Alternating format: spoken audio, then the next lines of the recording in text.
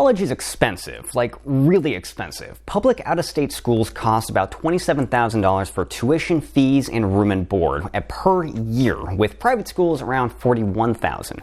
Most people don't have that much cash on hand, so unless you do, you'll need a loan. Hey everyone, this is Cody with Rent Reporters, and this is everything you need to know about paying back student loan debt. We'll cover some basics, the options that you have when getting a student loan, what's going on in Congress right now when it comes to student debt, and we'll go over some key considerations for repayment options. Let's start with some basics, like hitting that like and subscribe button to get more videos like this every week.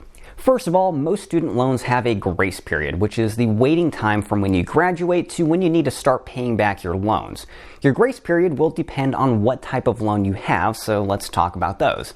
Number one on the list are federal student loans. The U.S. government doesn't care about your credit score and won't look at your score at all when you apply for a student loan.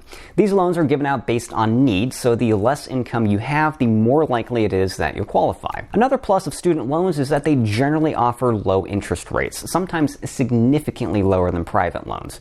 You'll want to try to get a subsidized student loan because the government will pay the interest on your behalf while you're in school, which saves you lots of money, while an unsubsidized loan starts accumulating interest right away. Federal student loans are great options, but a potential drawback is that these loans likely won't cover the entire cost of your education, which means you'll need to pay out of pocket or get another loan to make up the difference. You can find out if you're eligible and the type of federal loan that you're eligible for by completing the free application for federal student aid, or FAFSA. The next one on the list are private student loans. These student loans are no different than any other loan, and unlike with federal student loans, private lenders will check your credit score because they want to make sure you can pay the loan back. This makes private student loans more difficult to get if you have poor credit, and lenders will likely charge higher interest rates if they approve you at all. And finally, a less common but growing in popularity alternative is peer-to-peer lending. This is pretty much what it sounds like. An individual or group of individuals is willing to lend you money directly. It's basically a Kickstarter campaign that you have to repay. Peer-to-peer lending cuts out the middleman, which sounds great, but there are pros and cons. The pro is that you have a greater chance of approval if your credit is low, and if your credit is high, you may be able to get better rates than going through a private lender. The con is that if your score is low, you'll likely get charged much higher interest rates, and the repayment terms generally have fewer protections for borrowers. If you're a student with poor credit, and if the federal loans don't cover the full cost of your education, you'll probably want to try and get a co-signer on your loan, maybe from a parent or another family member. Co-signing tells the lender that if you can't pay off your loan, then your co-signer will. So most private lenders will overlook a low credit score if you have a co-signer with good credit. Let's talk about repayment options. When it comes to paying back your student loans, you want to be really careful and think long term. These types of debt are considered non-dischargeable, which means they cannot be forgiven if you file bankruptcy, and there are very few cases when student loan debt can be forgiven by the government. In other words, no matter what, you'll have to pay back these loans and they'll follow you for your entire life. Now, there's been a lot of talk in Congress about canceling student loan debt altogether, so let's go over that really quick before getting into repayment options. Under the new $1.9 trillion stimulus package signed into law, any student loan debt forgiven by the government is now tax-free. Previously, forgiven student loan debt would have been taxed at your normal tax rate. For the average student borrower, this would work out to about $2,000 in additional taxes you owe for every $10,000 forgiven. This isn't the case anymore, and this provision of the stimulus bill will last until 2025, at which point it can either be extended or become permanent.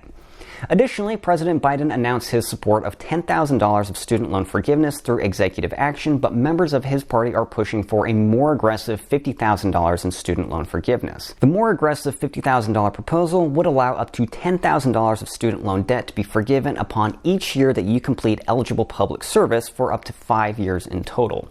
Both of these plans are likely to evolve and face significant hurdles from Congress and judges before and after being signed into law. So as of right now, don't plan on not paying back your student loans because you'll need to do that for the foreseeable future.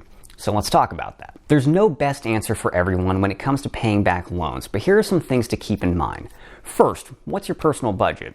You need a budget to make sure you can pay your rent, credit cards, utilities, and student loans on time. Make sure that your repayment plan fits in with your budget so that you don't miss any of these payments.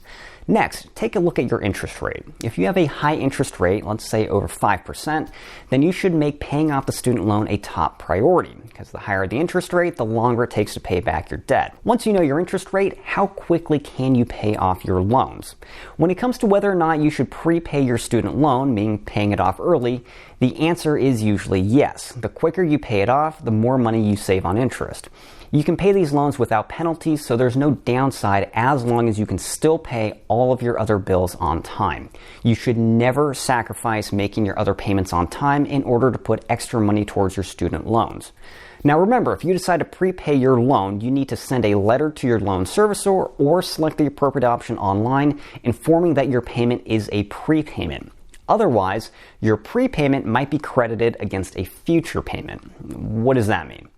If your extra payment is a prepayment, that money goes directly to your principal or the original balance that you borrowed instead of going towards interest. This is good.